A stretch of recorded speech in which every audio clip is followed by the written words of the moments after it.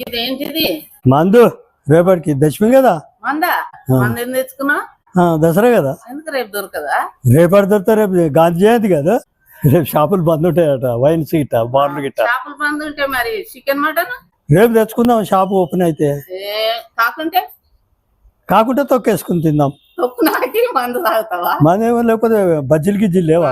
ఎన్ని బాటిల్ తెచ్చుకున్నాడు కదా. పప్పు వేసుకొని తిని పప్పు నాకు మందు తాగు. మటన్ లేకపోతే తొక్కని వేసుకోవచ్చు కానీ మందు లేకపోతే కష్టం కదా. దొరకదు.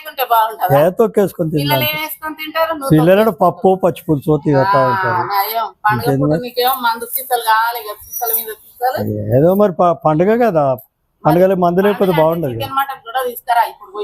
ఇప్పుడు అని ఉంటాయి లేదు బంధు. ఈ దసరా గాంధీ జయంతి వచ్చి పండుగ చేసుకోకుండా అయిపోయింది. ఏం బాధ.